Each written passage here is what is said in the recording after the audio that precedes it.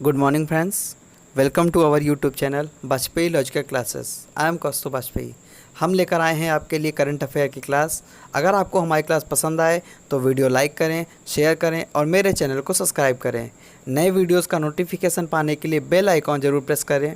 अगर आपको आज की क्लास का PDF चाहिए तो हमारे टेलीग्राम चैनल से जुड़ जाएं, जिसका लिंक नीचे डिस्क्रिप्शन में दिया गया है. तो चलिए स्टार्ट करते हैं आज की क्लास. पहला क्वेश्चन है, हाल ही में हिंदी दिवस कब मनाया गया? हिंदी दिवस कब मनाया गया? ऑप्शंस हैं 12 सितंबर, 13 सितंबर, 14 सितंबर या 15 सितंबर. तो इसका राइट आंसर है ऑप्शन सी 14 सितंबर. यानी हिंदी दिवस मनाया जाता है 14 सितंबर को. अच्छा, हिंदी हमारे देश की राजभाषा है और इसे आर्टिकल 343 में, कौन सा आर्टिकल 343 माने 343 में संविधान में, यानी संविधान का जो अनुच्छेद है 343 आर्टिकल 343, उसमें इसे भारत की राजभाषा के रूप में अंकित किया गया. अच्छा, हिंदी की जब बात हो रही है तो प्रथम हिंदी दिवस कब मनाया गया? तो जान लेते हैं 1953 में, यानी 1953 में प्रथम हिंदी दिवस मनाया गया. अच्छा, इसके साथ ही 14 सितंबर 1953 को प्रथम बार यह दिवस मनाया गया था. दुनिया की चौथी सबसे अधिक बोले जाने वाली भाषा है हिंदी और भारत की आधिकारिक भाषा के रूप में इसे 14 सितंबर 1949 को मान्यता प्रदान की गई. और ये जो दिवस होता है, हिंदी दिवस मनाया जाता है, ये है हिंदी की जो आधिकारिक भाषा है भारत की, उसके प्रचार प्रसार के लिए ये दिवस मनाया जाता है. नेक्स्ट क्वेश्चन देखते हैं. नेक्स्ट है क्वेश्चन, हाल ही में किस राज्य सरकार ने मेरा परिवार मेरी जिम्मेदारी अभियान शुरू किया गया है? मेरा परिवार मेरी जिम्मेदारी अभियान शुरू किया है. ऑप्शंस हैं मध्य प्रदेश, उत्तर प्रदेश, महाराष्ट्र या कर्नाटक. तो इसका राइट आंसर है ऑप्शन सी महाराष्ट्र. यानी महाराष्ट्र में अभी ये अभियान शुरू हुआ है, मेरा परिवार मेरी जिम्मेदारी. अच्छा, मेरा परिवार मेरी जिम्मेदारी से मतलब है कि जो कोरोना महामारी चल रही है इस समय, ऐसे में प्रत्येक व्यक्ति को अपने परिवार की जिम्मेदारी लेनी होगी. प्रत्येक व्यक्ति अगर अपने परिवार के प्रति जिम्मेदार हो जाएगा तो कोई भी दिक्कत से बचा जा सकता है काफी हद तक. इसके साथ ही अभी महाराष्ट्र सरकारी नौकरी और शैक्षिक संस्थाओं में जो वेटेज मिलता था, मराठाओं को जो आरक्षण मिलता था, 16% आरक्षण मिलता था. कितना मिलता था? 16% आरक्षण जो मराठा होते थे इनको मिलता था. जो एक समुदाय विशेष है मराठा, उसके लोगों को 16% आरक्षण मिलता था और अब ये बंद कर दिया गया है, इसे रोक लगा दी गई है. अच्छा, इसकी जो आरक्षण की शुरुआत किसने की थी? तो आरक्षण देने की शुरुआत की थी पूर्व सीएम देवेंद्र फडणवीस ने शुरू किया था इसको.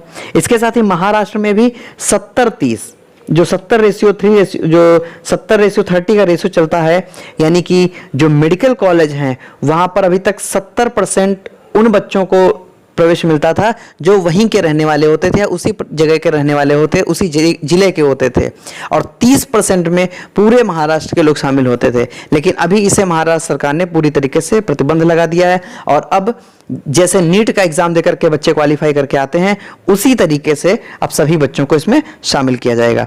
इसके साथ ही महाराष्ट्र में अभी ट्रैफिक सिग्नल पर फीमेल आइकन की शुरुआत हुई है और ये शुरुआत हुई मुंबई में. मुंबई में कहाँ? तो मुंबई के दादर में, जो दादर रेलवे स्टेशन है, ट्रैफिक स्टेशन है जो जहाँ पे, वहाँ पर अभी सबसे पहले फीमेल आइकन का यूज हुआ है. अच्छा, जब महाराष्ट्र की बात आई है तो देखते हैं यहाँ के जो मुख्यमंत्री हैं उनका नाम है उद्धव ठाकरे और गवर्नर हैं भगत सिंह कोश्यारी. कौन है? भगत सिंह कोश्यारी. इसके साथ ही जो मुंबई हाईकोर्ट है उसके जो मुख्य न्यायाधीश हैं उनका नाम है दीपंकर दत्ता. और महाराष्ट्र में भी एक बुक का अनावरण हुआ है जिसे Shivaji in south block, Shivaji in south block the unwritten history of a proud people. इसके लेखक है जर्नलिस्ट गिरीश कुबेर. गिरीश कुबेर इसके लेखक हैं. इसके साथ ही महाराष्ट्र में संजय गांधी नेशनल पार्क है, गुगमल नवेगांव नेशनल पार्क है. महाराष्ट्र मुफ्त स्वास्थ्य बीमा प्रदान करने वाला भारत का पहला राज्य है. इसके साथ ही health service on your doorstep पहल, इसकी भी शुरुआत महाराष्ट्र में हुई है. महाराष्ट्र में अन्नपूर्णा पहल और लावणी नृत्य भी महाराष्ट्र का है. नेक्स्ट क्वेश्चन देखते हैं. हाल ही में इमामी लिमिटेड कंपनी ने हाइजीन रेंज के उत्पादों के लिए किसे अपना ब्रांड एम्बेसडर नियुक्त किया है? इमामी लिमिटेड कंपनी ने. ऑप्शंस है दीपिका पादुकोण, कियारा आडवाणी, जूही चावला या आलिया भट्ट? तो इसका राइट आंसर है ऑप्शन सी, जूही चावला। यानी जूही चावला को इमामी लिमिटेड कंपनी ने अभी हाइजीन रेंज के उत्पादों के लिए अपना ब्रांड एम्बेसडर नियुक्त किया गया है। अच्छा, इमामी जो है वो बोरो प्लस की कंपनी है, यानी बोरो प्लस ही इमामी कंपनी है, और इमामी ने अभी बोरो प्लस हैंड सैनिटाइजर भी बनाया है। अभी जब कोविड-19 के समय सैनिटाइजर की शुरुआत हुई है, इस समय ज़्यादा सैनिटाइजर तो काफ़ी पहले से आता है, लेकिन अभी लोगों की पहुंच आसानी तक हो गई है सैनिटाइजर तक। इसके साथ ही जब ब्रांड एम्बेसडर की बात है तो देखते हैं कि बजाज आलियांज ने अपना ब्रांड एम्बेसडर अभी हाल ही में बनाया है आयुष्मान खुराना को। किसने? बजाज आलियांज ने। अच्छा, इसके साथ ही यूनिसेफ इंडिया ने बच्चों के अधिकार अभियान फॉर एवरी चाइल्ड के सेलिब्रिटी एडवोकेट के रूप में चुना है आयुष्मान खुराना को।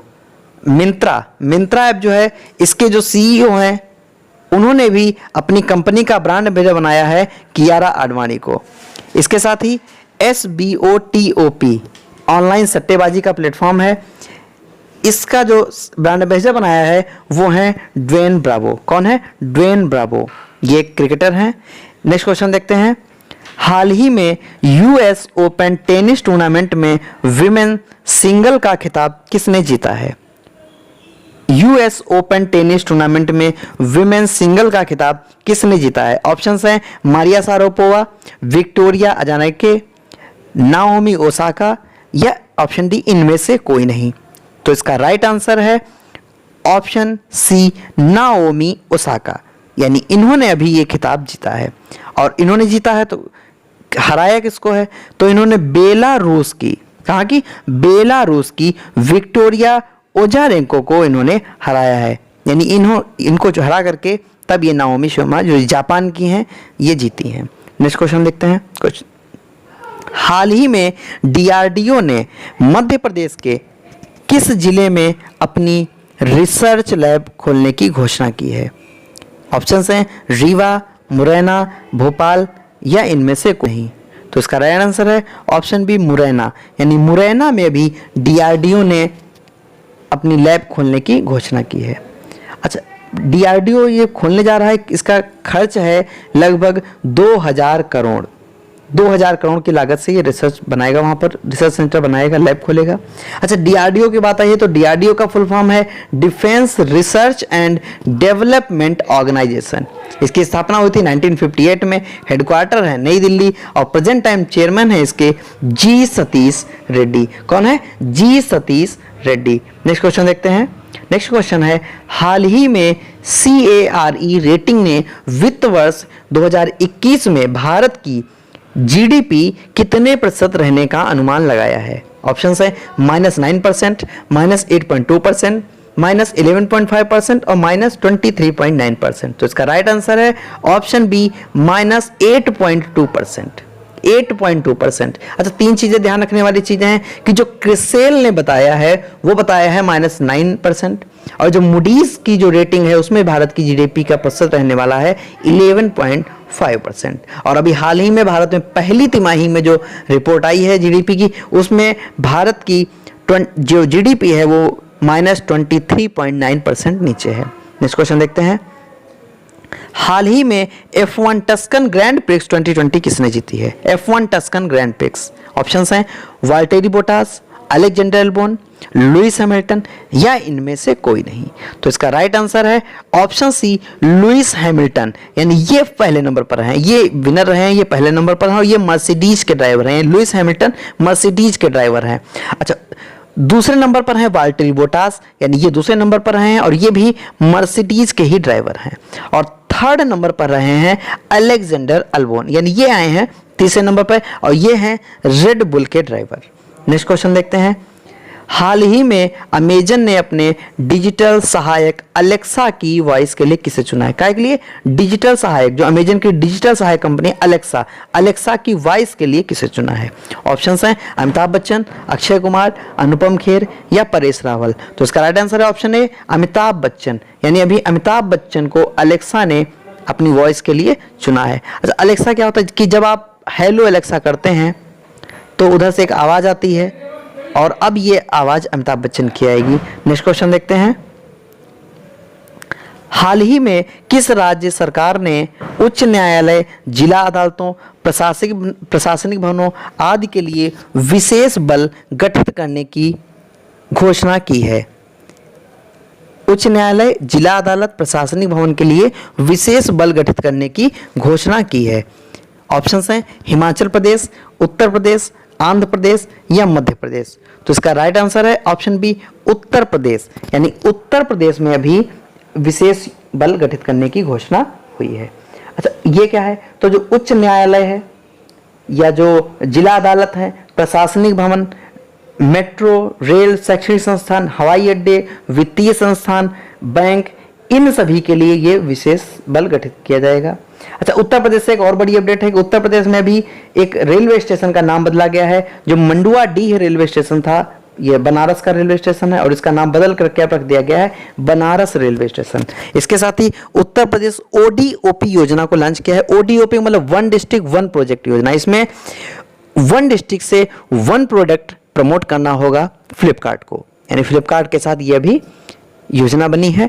तो फ्लिपकार्ट की बात आई है तो देख लेते हैं। इसकी स्थापना की थी सचिन बंसल और बिन्नी बंसल ने, बाद में इसे वालमार्ट ने खरीद लिया। उत्तर प्रदेश की कैपिटल है लखनऊ। ये गोमती नदी के किनारे बसा हुआ शहर है। उत्तर प्रदेश की गवर्नर है आनंदीबेन पटेल। सीएम है योगी आदित्यनाथ। यहाँ का राजकीय पशु है बारहसिंघा। पक्षी है सारस या क्रॉन्च। पुष्प है पलाश और यहाँ का जो वृक्ष है वह अशोक का वृक्ष। इसके साथ ही यूपी में भी बाल श्रम विद्या योजना शुरू हुई है। बाल श्रम विद्या योजना शुरू हुई है यूपी में। यूपी में वर्चुअल अदालत शुरू करने वाला पहला राज्य है उत्तर प्रदेश। उत्तर प्रदेश में ही प्रवासी राहत मित्र ऐप लॉन्च किया गया है। आयुष कवच ऐप लॉन्च किया गया है और आरोग्य सेतु ऐप को कोरोना हॉटस्पॉट क्षेत्रों में अनिवार्य कर दिया गया है। इसके साथ ही उत्तर प्रदेश में भी नवीन क्षत्रिय रोजगार योजना लॉन्च हुई है। यूपी के बुंदेलखंड में, जो बुंदेलखंड का रीजन है, वहां पर घर घर जल अभियान योजना शुरू हुई है। इसमें प्रत्येक घरों तक शुद्ध जल पहुंचाने की योजना है। और उत्तर प्रदेश से एक और बड़ी अपडेट है कि मनरेगा के तहत सबसे ज्यादा रोजगार देने वाला पहला राज्य बन गया है यूपी। यानी पूरे देश में जितना रोजगार मनरेगा के द्वारा दिया गया है उसका अकेले 18% यूपी में मिला है। गौ हत्या अधिनियम में अभी संशोधन हुआ है उत्तर प्रदेश में। और उत्तर प्रदेश में हर्बल रोड प्रोडक्ट, जो हर्बल रोड प्रोडक्ट है, इसको भी शुरुआत की गई है और इसमें 800 किलोमीटर तक रोड के दोनों तरफ हर्बल पेड़ लगाए जाएंगे, यानी औषधीय पेड़ लगाए जाने हैं। उत्तर प्रदेश में पीपीई किट खरीद में जो भी ऐसे अस्पताल या जो ऐसे प्राइवेट अस्पताल हैं जो कोरोना के इलाज में सरकार की सहायता कर रहे हैं, उनको पीपीई किट के 50% छूट दी जा रही है उत्तर प्रदेश द्वारा, जो उत्तर प्रदेश की सरकार है, गवर्नमेंट है, उसके द्वारा। उत्तर प्रदेश में है Dudhwa national park, Chandraprabha wild life sanctuary और करतनिया घाट वाइल्ड लाइफ सेंचुरी है। तो इतनी अपडेट है उत्तर प्रदेश से। नेक्स्ट क्वेश्चन देखते हैं।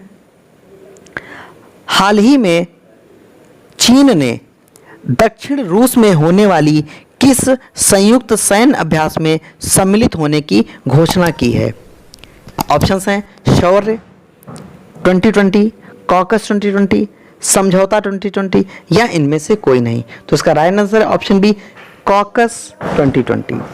और इसका आयोजन जो होगा वो आयोजन भी इसका रूस में होगा। अच्छा, रूस की बात आई है तो कुछ और अपडेट देख लेते हैं रूस से। जैसे भारत और रूस की नौसेना के बीच अभी इंदिरा नेवी नौसेना अभ्यास शुरू हुआ है। कौन सा? इंदिरा नेवी नौसेना अभ्यास शुरू हुआ है। SCO परिषद के शिखर सम्मेलन की मेजबानी जो रूस में होना है उसकी भी भारत करेगा। SCO का मतलब संघाई कोऑपरेशन, इसकी स्थापना हुई थी SCO की 2001 में और हेडक्वार्टर इसका चाइना बीजिंग में, और अभी इसमें राजनाथ सिंह ने पार्टिसिपेट किया था। अच्छा, जब रूस की बात आई है तो रूस से कुछ और अपडेट देख लेते हैं कि जैसे रूस में अभी भारत ने मना किया है काव का सम्मेलन में हिस्सा लेने से। जो काव का 2020 सम्मेलन हुआ था, इसमें भारत समेत करीब 18 देश जैसे चीन, इजराइल, पाकिस्तान, इनको सम्मिलित होना था और भारत ने घोषणा की वो इसमें सम्मिलित नहीं होगा। अच्छा, रसिया की बात आई है तो देख लेते हैं कि रसिया की कैपिटल है मॉस्को, करेंसी है Russian rouble, present time president है व्लादिमीर पुतिन और प्रेजेंट टाइम प्राइम मिनिस्टर हैं मिखाइल मिस्टिन। इसके साथ ही एशिया के सबसे ऊंचे पहाड़ माउंट एल्बरस भी रसिया में है। नेक्स्ट क्वेश्चन देखते हैं। हाल ही में डाक विभाग ने डाक योजनाओं की 100% ग्रामीण कवरेज सुरक्षित करने के लिए कौन सी योजना शुरू की है? डाक विभाग ने डाक योजनाओं की 100% ग्रामीण कवरेज सुनिश्चित करने के लिए कौन सी योजना शुरू की है? ऑप्शंस हैं 5 स्टार डाक, 5 स्टार गांव, 5 स्टार मेल या इनमें से कोई नहीं। तो इसका राइट आंसर है ऑप्शन बी 5 स्टार गांव। नेक्स्ट क्वेश्चन देखते हैं और आज हमारा अगला क्वेश्चन है, हाल ही में केंद्र सरकार ने किस राज्य में मुंगेर भागलपुर राष्ट्रीय राजमार्ग निर्माण को मंजूरी दी है? मुंगेर भागलपुर राष्ट्रीय राजमार्ग, इसको निर्माण को मंजूरी दी है अभी केंद्र सरकार ने। तो ये कहाँ है? ऑप्शंस हैं उत्तर प्रदेश, उत्तराखंड, छत्तीसगढ़, बिहार।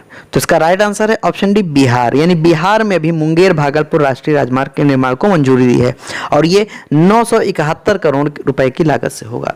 तो फ्रेंड्स, दोस्तों, अगर आपको हमारी वीडियोस पसंद आ रही हैं तो प्लीज़ हमारे चैनल को लाइक करें, शेयर करें और साथ ही बेल आइकन को ऑल नोटिफिकेशन पर सेट करें। साथ ही हमारे चैनल पर जो भी वीडियोस पढ़ाई जाती हैं, जो और भी क्लासेस चलती हैं, अगर आपको उनका PDF चाहिए या करंट अफेयर का आपको PDF चाहिए तो इसका लिंक डिस्क्रिप्शन बॉक्स में नीचे टेलीग्राम का लिंक दिया गया है, आप वहां से ले सकते हैं। या आपकी जो भी पसंदीदा वीडियोस होती हैं आप उन पे कमेंट करके हमें बताएं कि और वीडियोस को हम किस तरीके से और अच्छा बना सकें, या आपको किन चीज़ों की आवश्यकता है वो भी आप हमें कमेंट करके बताते रहें। साथ ही सितंबर महीने के जो भी आने वाले दिवस हैं, अगर आपको उनकी जानकारी है तो कमेंट बॉक्स में ज़रूर बताएं।